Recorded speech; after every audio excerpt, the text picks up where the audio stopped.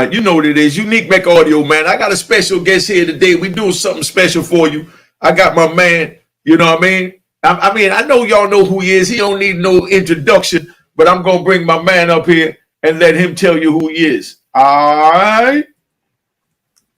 What's up, TBP? We out here. Salute to Unique Mecca Audio. Honor and a pleasure, my dude.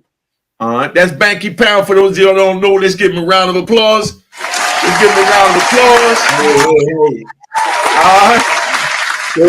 33 years of prison stories, man. We out here. All right, now I did 26 years in federal prison. My man did 33 years in state prison, and it's two different animals. That's like somebody saying New York just like DC, or New York just like Chicago, or New York like Miami. Everything is a different animal. Let's see. Tell them where you from and who you are. Give them a little history of how you went to prison and why you went to prison. All right, family? For sure. I'm Bankey Pound, man. I'm originally from DC, Southeast. Salute, Chocolate City. Man, I grew up, in the what you would call the projects in the city, man, and back in the 70s and 80s, in the 80s, DC was the murder capital of the world. I was young, playing sports, got into football, got into boxing. I excelled in both of them. But, coincidentally, since we talking to Unique, out there in New York, I got caught up with a dude that came down from New York. Shout out to John, man. I met this brother. He transferred from New York to DC and started going to school with me. Me and him got real cool. And we used to go out, hit the town, on the weekends and everything, go out to Georgetown, go to the Go-Go's and whatnot. And man, hanging out with him, New York is a little different from DC. A lot of dudes was into different things, man. He was into the stick-up game. And I ain't know nothing about the stick-up game. So, I got to hanging around with him, man, and we got to, sticking dudes up, man. We robbing the drug boys and, this, that, and the third. And we ended up getting chased one night by the police, man. And he ended up getting tore off. I ended up getting away. He ended up getting out of the situation, man. But his parents, was mad with him and they sent him back to New York. I never saw him again, never seen him to this day. And I kept on going, man. He gave me a habit, man, getting that fast money and, thinking in my mind that it won't no consequences behind it, not knowing and not realizing at the time the game that I was playing was super dangerous, could have been killed on any given day, taking money from dangerous dudes that, go through long strides to get that money and ain't just going to let nobody take it away from them. But in my young frame of mind, I couldn't understand those consequences, not only the consequences of just taking something that don't belong to you, man. People going out there working, whether they hustling, doing something legal or illegal, no one has a right to take anything from anybody, because however they got it, that's how they got it, and I know that now, but I ain't had that frame of mind back then. So, so I feel great remorse for everybody that I ever harmed in all of my ill doings, man, because my thinking is different now. So when you know better, you do better. So right now, when I do my 33 years of prison stories, because I eventually went to prison, you ain't gonna do nothing wrong for a long period of time and it don't come back to get you. It came back to bite me. First time in prison, man, 33 years, it took me to overcome, my wrongdoings, man. So now that I'm out here, I just feel it my obligation to try to educate and elevate these young kings and queens thinking, man, and let them know that one mistake will mess your life up. So, that's what I do, man, on 33 years of prison stories, man. I try to feed the positive and starve the negative, man, because, no matter how far you go down, you can always bounce back up, man, and then you just got to do something with it. So, shout out to everybody who rock with me over there on TBP, man. TBP stands for Team Bankey Pound, man. And they rock with me, man. Everybody over there on my YouTube, man. So, honor and a pleasure to be over here with you, Unique, for sure. All right, that's what I'm saying, man. And I want to thank you for being here because I want them to just see that, over here at Unique Mecca Audio, we elevate each other. And that's what it's about. It's not about eating a man back out because he's in the same field as you. You know what I mean? It's For about sure. elevating so that I want to be able to call Bankey. Hey, tell them what kind of car you just brought. You just told me. Tell them what kind of car you just brought. Yeah, man. We just got a little something, man. We're gonna put this thing on two road, man. Got a little nice little BMW. So it's real nice, man. It's something special, something special. Mm. I work hard for it every day. And that's what I'm saying. I mean, I want to be able to call Bankey and say, "Yo, Bankey, let me get 10 grand real quick. I'm trying to cop one of them Beamers like you cop." You know what I mean? I want to be able to have 10 grand to get to somebody. You understand me? Yeah, but that's why I'm trying to help you get the 10 grand so that I can come to you and you helping me so that you could come to me. And that's what family is about. That's what the old Harlem is about. You know what I mean? That's what the old Virginia Bad News Bears is about. Let's give a shout out to Bad News. Gunshots to Bad News. You know what I mean? Just so you understand. Now, we've been running across a little problem. I want to say this before we go, and I don't want to run it throughout the show, but I'm letting y'all know now. We had some clowns duplicate my Cash App. So if you don't see Waynesworth Hall when you put in $ Unique Mecca Audio, nothing else, no one after, no none of that. If you don't see you Waynesworth Hall after you put in $ Unique Mecca Audio, it's not me. I thank you for the donations, and it is what it is. That's where we at now, Bankey. So I was down in Newport News. Tell them what part of Newport News you from. I was over there like on 17th Street and all that, but tell them where you from. Well, I'm from DC, man. This actually is my first time being in Tidewater. When I came home from prison, I paroled to my sister. Shout out to my baby sister. She had migrated out here to Newport News somewhat 20 some years ago because she her job brought her out here. And so I paroled to her. So the part I'm in is it's a nice part, man. It's the suburbs, man. It's real nice, man. She did real good for herself. So I'm out here, but I can't really tell you all the streets and the places and all this because I only been out here since I've been out 3 years in about a month. And but it's nice out here. The part that I'm in most definitely is shout out to the 757, but I drive and go everywhere, man, by GPS, man. If I ain't with my niece or my sister, man, I don't know where I'm going. So, you know what I'm saying? And shout out to Norfolk State, man, and Living Life After Life podcast, man, Troy Catchmore. We shoot our podcast over there in Norfolk State. So I definitely know where that's at. So shout out to them, man, and their whole staff up there, man. Top of the line staff. All right. And I'm gonna have to say big shout out to Hampton U. Gunshot. And I'm down there too. Now, I'm glad you said that because now I get to ask questions that a lot of people don't know and probably didn't even think to ask. Now, you said this is your first time relocating to Bad News. So, where did you catch your cases at? My cases was caught in Virginia, but not in Tidewater. It was in the area of like Hopewell, Petersburg area. That's another area down more closer to Richmond. I got family down in that area as well. So that's where I caught my cases at, you know what I'm saying, down here in Virginia, Chesterfield, Petersburg, Richmond, that area right there. Okay. All right. Yeah, because that's only what, like 45 minutes from DC, right? Yeah, no. Richmond is like, it's probably I'm talking about Petersburg. No, what Petersburg is even is like 20-25 minutes from Richmond. So you got to, use time frame from Richmond to DC, probably 2.5 hours. So, from Hopewell or Petersburg area, probably 3 hours to get to DC. Okay, so what made you decide to go to that area to do your jokes? Well, I had family down here. My grandmother was down here. My grandmother, I've been coming to Virginia all my life. You know what I'm saying? All my life in the summertime, get away from, the craziness up there. But then, if you got crazy in you and you're doing crazy stuff, crazy gonna follow you wherever you go. So, that was the whole plan, man. Summertime I was in Virginia, so I knew a lot of people down here. I know a lot of people in the area, more or less dudes and girls that I grew up with by coming down here every summer. I just see them every summer. So it's like you already knew them. You grew up with them, So Yeah, when I left DC, I came down here and yeah, got stuck. And 33 years later, man, I'm back out here. All right, so let me investigate that. So what I want to know is, what did it feel like driving back to DC after coming down to Virginia doing your jokes?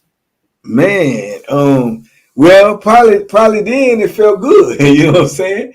It probably felt good then, but in retrospect, looking back, man, like I say, you don't realize what you're doing until, you know, like most people, I assume, you don't realize what you're doing until the hammer come down on you. It's all good when you win. Everybody loves a winner, but when you lose by yourself. So everybody gonna love you when it look like you're doing good and it look like you're doing something. And then I was young, so I ain't know what I was doing. Thought that I was doing something that was slick, but won't nothing I was doing slick. You know what I'm saying? Everybody, when they're in their moment, they don't see, nothing but that tunnel vision. You see money, you see, the little clothes you want, the cars you want, the little things you want, but you don't see the carnage that you leaving behind by what you're doing. Because for everybody that's doing something wrong, then that's harming somebody that's doing something right. But I don't think we ever look at it like that. Everybody that's doing something wrong, you are actually harming somebody who's doing something right, because your wrong is interfering with their right. So, it's just a perspective, man, that you have to learn to look at things from. And I started looking at things from a different perspective when I was in prison. So if I would say prison did anything for me, it enlightened me. It enlightened me. It gave me the mind that I have now, the mindset that I have now, the way that I think now, the way that I move, the way that I operate. If it did anything for me, it gave me that, because it gave me enough time to sit down and evaluate myself. And sometimes that's a hard thing to do, to sit down and look at yourself in the mirror and have a real conversation with yourself about who you are versus who you think you are. So, once I came to that understanding and knowledge of self, man, then I started moving different and I started acting different. And then, life became different. Oh, okay, all right. So now, let me say this, Becky. Over here in Unique Mecca Audio, man. I know you do your thing over there at Becky Pound. What is it? TBT? Say it so I don't say it wrong. TBP. TBP. Team Bankey Pound. Okay, that's easy to remember. Team Bankey Pound. Over there, Yes, Team Bankey Pound. That's where you do it. What I like to do over here is I like to ride, man. You know what I mean? I like to ride. yeah.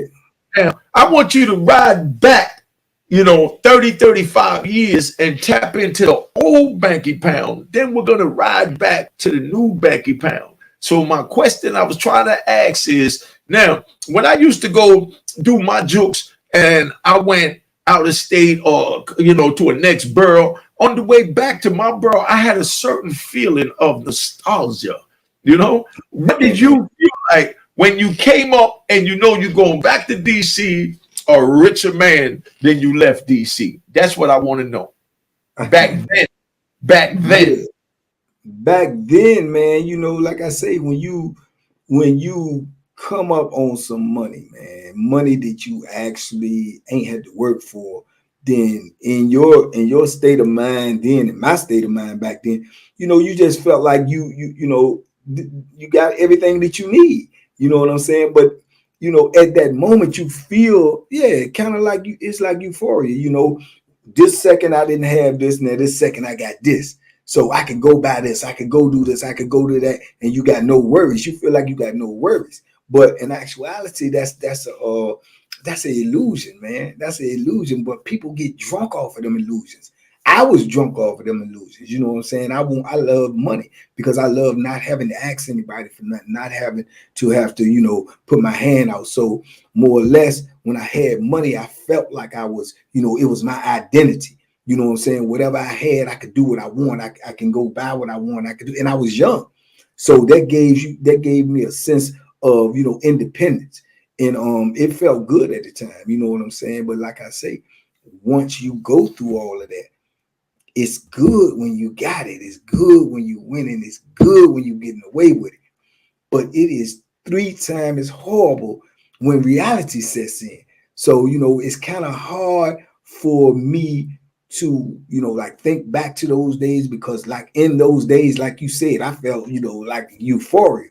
But now when I think back on those days like that, man, it makes me cringe. It makes me feel like I was just so lost, man. So, blind, and couldn't see, exactly what I was getting myself into, and what was to come. If I could have, like I say, the old story say, man, if I go back, if I knew then what I knew, all of that runs in your mind. If you did 26 years, you already know you probably didn't relive every mistake that you ever made in your life.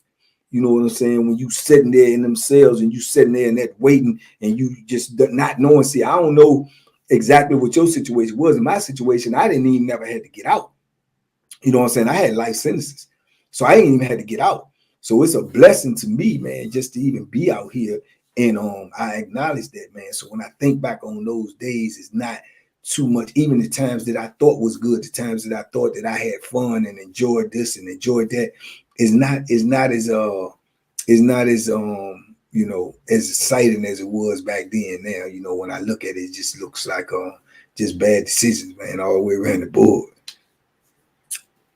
All right. So let's take it one step at a time now, because these are the questions that I want to know how the next person feel. Because, like you said, I had natural life in federal prison with no chance of parole. Ooh. Right? That means I had to die and go in a pine box, and then they buried me out back like old Yeller and just give me my prison number, not even my name. You know, Yeah. you know. And then I had 20 years on top of that. You know what I mean? Yeah. For money laundering. Yeah. But now what I want to ask you is, what did it feel like? And like I said, try to tap back in, because I know no one never asked you this, but I'm asking you this. What did it feel like the night you got arrested? But first, tell us how you got away, how you got caught. Let's hear that first. All right. I think I ended up getting caught because I think I had pulled a caper, and as I was leaving the caper, somebody got my license plate, right? And they took the license plate and they turned it in, and the people traced the license plate. So when they traced the license plate, they came back to me, and then they just swarmed, they just swooped down like SWAT teams and this, that, and the third. But where they swooped down to, I wasn't there. You know what I'm saying? They went to my mother's house, and they was just tearing up my mother's house, and went to my sister's house, and they was doing all of this crazy stuff. And I could have left, you know what I'm saying? I could have got gone because I had, prior warning that, they was looking for me or whatnot. But just the fact that, like I say, no matter what you do in life, you always got to have principles. You always got to have some type of morals and honor, man. So when they did that, man, and I knew of that, I went to them, you know what I'm saying? And, let them know not to be tearing up my mother's house, and not to be, threatening my mother or harming my mother or nobody. It was me that they was looking for. So, you know what I'm saying? But I still, went with denying that I had any involvement in anything. And so yeah, that's how I eventually, got. But they also had, picked somebody else up for this other crime that I eventually got convicted of. I got convicted of robbery and murder. So they had picked somebody else up for this other crime, and they was charging them with this other crime. But the dude that I had as a co-defendant on one of these crimes, or that crime in particular, he actually went and turned himself in and told the people that it wasn't them, it was us. You know what I'm saying? And that's why I ended up getting, ultimately tore off and going to court and getting found guilty of murder and robbery. And yeah, it was the dude that I actually did a crime with who actually turned us in for that. You know what I'm saying? So that was it. Those events led to putting everything else together, and then they just started piling up every case that had every robbery that had the same motive or even similar. There was unsolved cases, and they just started piling them on me and piling them on me. So yeah, that was it, man. And as far as how I felt, horrible. You know what I'm saying? Horrible, like you in a nightmare that you cannot wake up from. Like it's like this can't be happening, because when you doing what you do, this ill will, the thought, I don't know about anybody else, but the thought of getting caught never even crossed your mind. The thought of going to prison for decades never even crossed your mind. I think if these things were omnipresent in somebody's mind, it might change their decisions about some of the things they be doing. This is another reason why I be trying to talk to these young kids, especially in junior high and high school and college and stuff like that, because I think everybody knows when you're young, when you're doing something wrong, you know you're doing wrong. But I don't think a lot of people is putting a lot of emphasis on what the consequences is for what you're doing. I don't think people know that you can go rob somebody, by gunpoint and don't hurt them, don't touch them, don't harm them in no type of way and get a life sentence. I don't think a lot of young people know that because they feeling in their mind that, well, I ain't hurt nobody. I could, a life sentence. I know that's the case in Virginia. So it's a lot of things that they don't know, but it's a lot of things that they participating in, not knowing the consequences of what they participating in. So I feel like, we need to do a little bit more about letting these people know exactly what you're facing when you do what you do, because, robbery, armed robbery in Virginia is, you can get a life sentence for that. And now they got 85%. So you get a life sentence, in Virginia now, you're never getting out. Like you say, you basically sentenced to death, to die in prison. So like I say, I felt horrible, man, even not knowing then. And I was lied to then, thinking, after I went through all my trials or whatever, that, you're a first time offender, you ain't never been in trouble, man. You be out in 12 years. Nah, it ain't work like that. I was out 33 years later. So, it's a lot of lies, it's a lot of misinformation out there when it comes to, these courtrooms and these justice system and the committing of crimes. A lot of misinformation, man. So, we trying to put some of that proper information out there, because when you got the right information, then you know what you're dealing with and you know how to conduct yourself. Okay, all right. So let me ask you this, if you can answer, because like I said, we don't put nobody on the spot. So now, you accept responsibility for your crimes, right? 100%, 100%. It ain't nobody make me do nothing. And that's another thing that people need to understand, especially these young people. Even if you with somebody, you guilty. If you go with somebody that's doing something and they do it, then you guilty as well. So, can't nobody make you do nothing. You have free thinking, man. And you control this vessel. You have to tell this vessel what to do and what not to do. I can't even speak without my brain telling me to open my mouth. So I take full responsibility for everything I did. You know what I'm saying? And I mean, if you ask me, I wouldn't have wanted to do 33 years. I don't think it took me 33 years for me to understand that, what I did was wrong, and, to make me a better person or a better man or a rehabilitated man after, as they say. But it is what it is. That was, what God had in store for me to do. You know what I'm saying? That's what my hand called for. So that's what I did. I did 33 years. It was just my job to survive. And being that I did, man, I just feel like I say it's my obligation, not to let nobody else go through it. If just by speaking, giving somebody the right information, it can save them, then that's what I want to do. I feel like a hater, man, is a person that go through something and then want to sit back and watch and see if the next man can get through.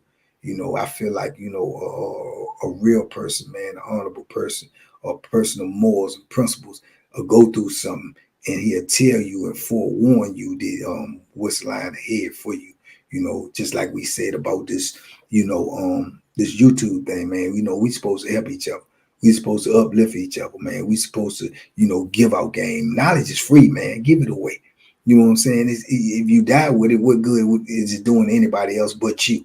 So knowledge is free, man. When you know something, man, you give it to somebody, especially when you see somebody got a thirst for it and you can help them, man. That's one of the greatest things that you can do, man, is, to help somebody, man. And it took me a minute to realize that, but now that I do, man, that's what I try to do. Oh, okay. I asked that. I asked that because I think the viewers would also like to know, and I like to know. Just tell us about one of the robberies you committed, if you don't mind. Just any one of the stick-ups. You just pick one. That way they can understand. I want them to understand the reason why I'm asking this question. I want them to understand the mind frame that we was at and where we at today, trying to help them to not go down where we was at yesterday.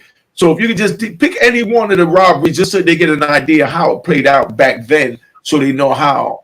Like you said, DC was the murder capital of the United States. I was down there in Southeast then. Big shout out to Southeast. Big shout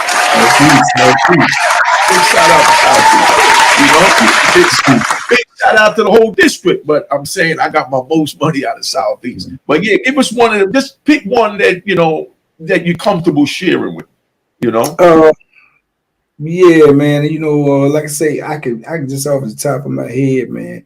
It's like maybe the night, like I say, that me and John, with John ended up getting towed off. We was out there doing what we do. We out there looking around, walking around, man. And like I say, we was young. We was into some foolishness, man. And we look for, especially at this time, and hopefully no feelings get hurt, man. But at the time, man, it was a lot of pimps in DC, and the pimps was getting the money. You had the drug boys and you had the pimps, and the pimpers was getting their money. So we was more or less we was targeting them pimps for a minute, man, because they had the flashy jewelry, they had the money, they had the cars or whatever, and they usually carried a lot of money on them. And this information I got from him. So man, we had a nice little like scheme, man, because we was young, we looked young, and we used to just try to catch them, man. We used to just watch them, and they be out there on the corners or whatnot. But more or less, sometimes they'll go into the alley, to relieve themselves, use the bathroom or whatever. So, because they out there keeping their eye on their girls.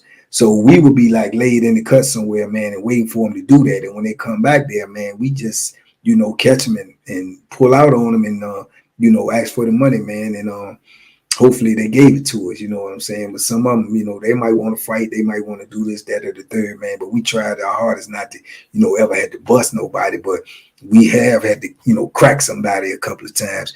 And we just take what we get, man, and roll out. So on this particular night, that's what happened, and that's how it went down. And we felt like we was home free, we was good. So we leaving, and we didn't got blocks and blocks and blocks away, and we walking. And then as we walking, we walking down the sidewalk, and then like 2 blocks ahead of us, we see a cop car go by.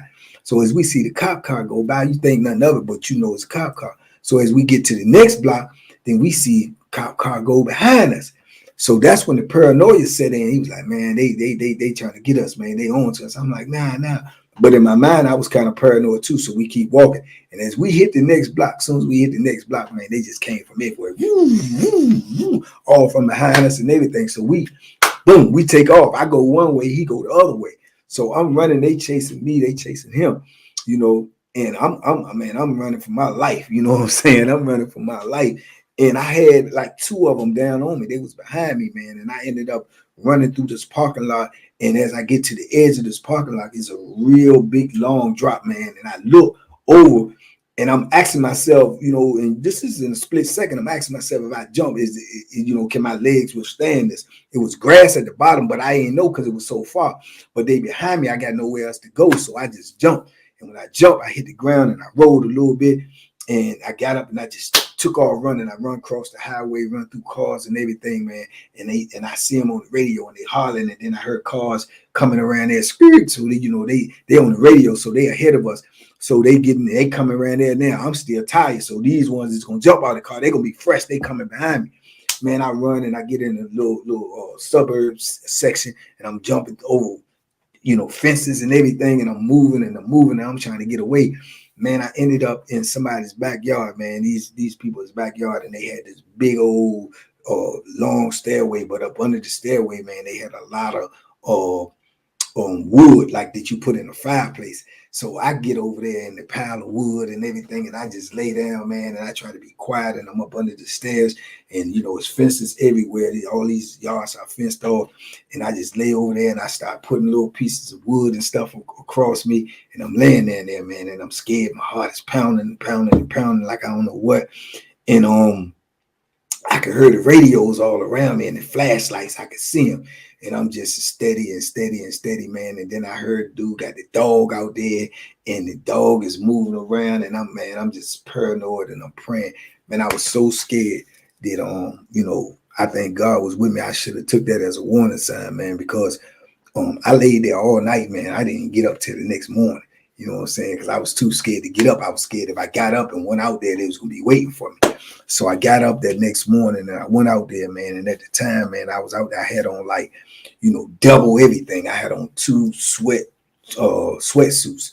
So I took the top sweatsuit off, threw it away, and I hit the side of the road, man. And I started jogging and acting like I was a morning jogger, and in case anybody tried to stop me. And I had on a different outfit at the time than what they was looking for last night. So, man, I eventually got back, man. I got back home and, the next morning, man, I tried to, contact John and see what was going on. That's when I found out that he had, I actually got caught. But he was a, soldier, top soldier. He ain't, giving my name or nothing. So they never came to me. They never, questioned me or anything. And next thing I know, man, when we started back in school and everything, he won't there no more, you know what I'm saying? And I went to his house, maybe about a week or something later. And his parents told me that he ain't down here no more. He gone back to New York. So I never saw him again, you know what I'm saying? But yeah, that was a crazy night, man, that I'll never forget, you know what I'm saying? I keep trying to remember his last name, man, see if I could look him up in this social media world and, wonder how his life turned out. One if he's still alive, just a whole bunch of questions, you know what I'm saying, just to have a conversation with him, right? But yeah, that was a night there, man, that it should have changed my thinking. It should have let me know how dangerous what I was involved in was, you know what I'm saying? So yeah, I remember that night clear as day, man. All right. That's definitely an interesting one. Because I remember when I went to go rob a couple of dudes, I had to lay in the bushes for like hours, and sometimes they come home 5 a.m. I'm out there for Cleveland, like the Indians sleeping. But we learned patience back then to get the bag, and that's what helped me, and it might have helped you when you got in prison as far as how to do the 3 decades, because people always ask, what was it like to do through 30 years? We just did it 1 second at a time. You know what I mean? That's it.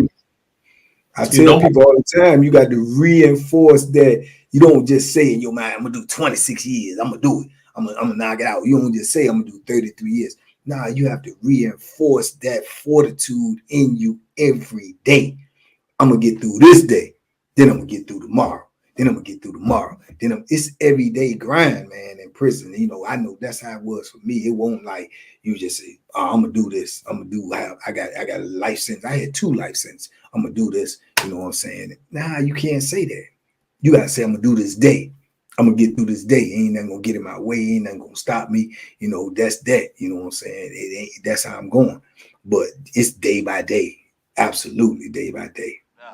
Cheers, toast the crime, toast the crime, the crime, the crime, the crime.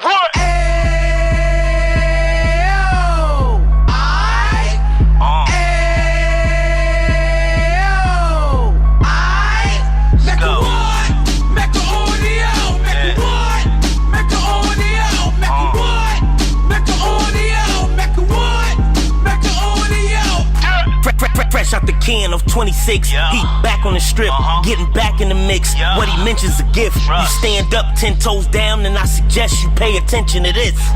Take a little gully posse and put it in Harlem. He cut from the bottom, came up from the bottom. Drop the book, you should go and get it. The Instagram page and the YouTube, you could go and visit. Then you could consider yourself LinkedIn. Sit front row and get Jews from a kingpin. How he went through it, so you ain't gotta go do it. To not pay attention would be stupid. Talking about a man that probably put your grandfather on. Probably the reason that him and your grams got along. A man that generated millions on the block, did his time, never squilling to the cops, make an audio.